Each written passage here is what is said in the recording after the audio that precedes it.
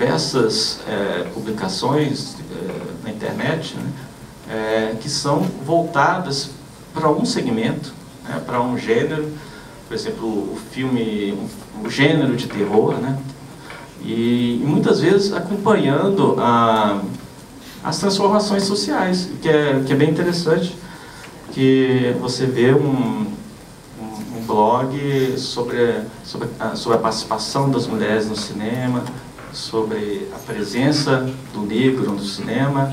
Isso é muito positivo. Acho que a Camila vai até poder falar um pouquinho disso também, porque ela trabalha nessa questão das mulheres, enfim, no cinema, tanto como curadora, né, Camila, e como escrevendo também.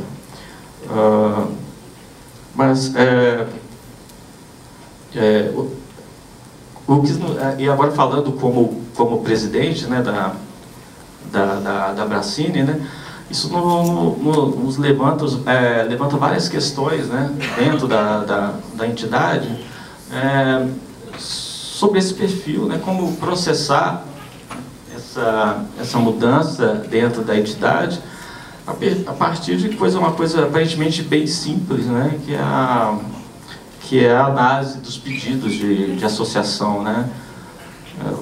Hoje a entidade criada em 2011, né, por um grupo de jornalistas que circulavam os festivais de cinema do Brasil, hoje ela tem mais de 100 associados em 15 estados, se não me engano, e com as publicações, com os nossos seminários, com as atividades que estão sendo desenvolvidas, ela ganhou uma relevância, uma importância nacional.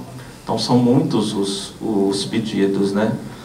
E nessa sexta-feira a gente vai fazer uma assembleia aqui em Brasília, em que um dos pontos que serão destacados na pauta é justamente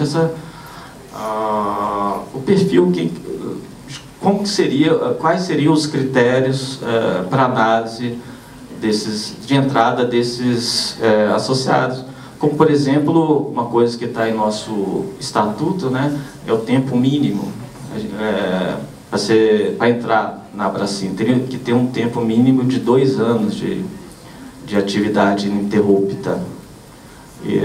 Isso no jornal, quando você trabalha num veículo como um jornal diário, por exemplo, você tem esse agente, vamos dizer assim, esse agente legitimador, né, que é o veículo, né, e o próprio editor, né, do caderno, do jornal, que acompanha seu trabalho. Já na internet, isso é um pouco diferente, né, em alguns casos, em que você é seu próprio editor, né? Será que esse tempo de 2 anos seria suficiente, né, para a maturidade desse profissional, né? É uma questão, né, que vai ser discutida na Assembleia e que a gente pode até discutir aqui também hoje, né? Para mim, eu acho que é importante, enfim, definir, né, a gente redefinir, aliás, o que é esse crítico de cinema hoje, né?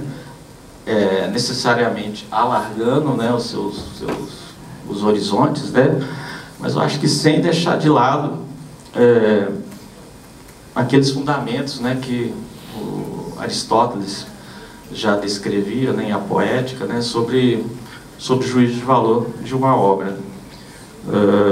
Tem uma frase de uma pesquisadora de cinema, Regina Gomes, ela é autora de um livro chamado Crítica de Cinema, História e Influência sobre o Leitor. Eu gosto muito de usá-la, né, que ela fala que, independentemente do tempo dessas mudanças todas, o crítico ele continua sendo um pedagogo da sensibilidade, né, e com a tarefa de decifrar o código secreto de uma obra. E é mais ou menos o que eu penso também. Acho que é isso para início.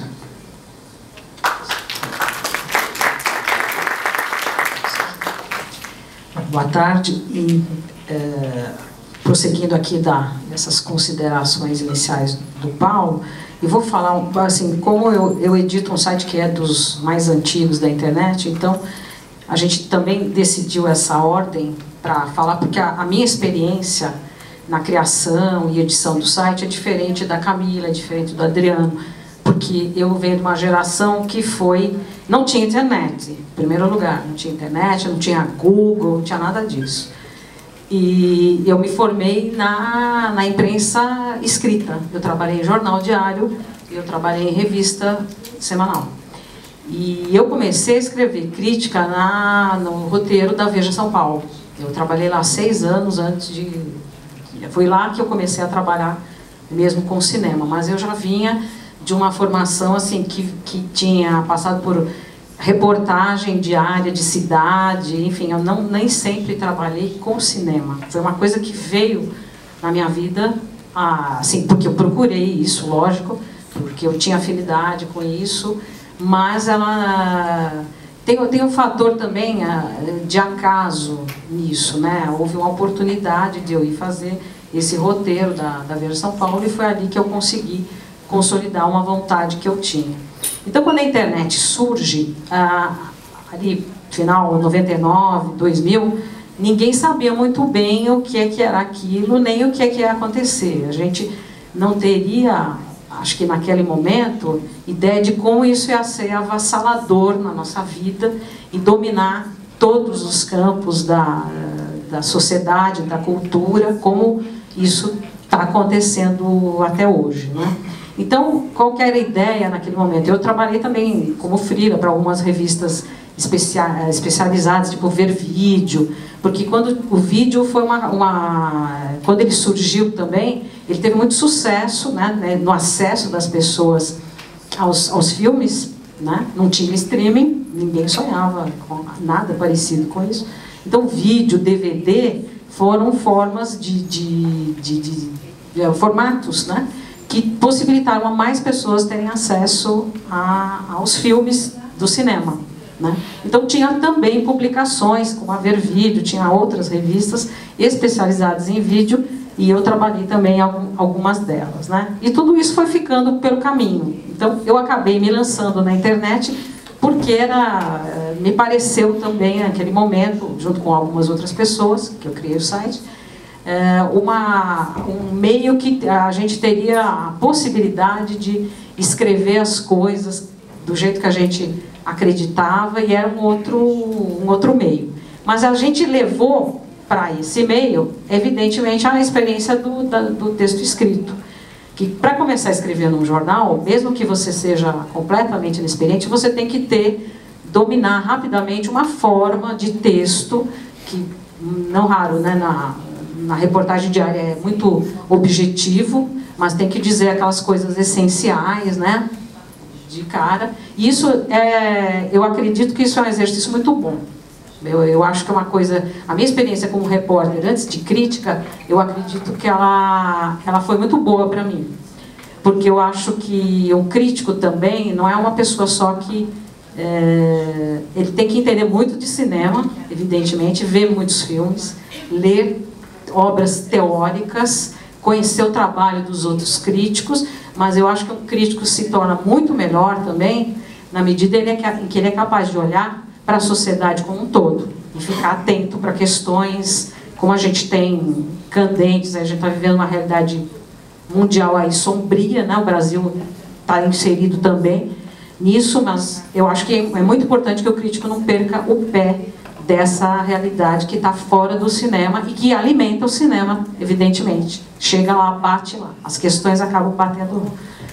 E então a gente começou muito com esse modelo de texto e tal, vindo do texto escrito.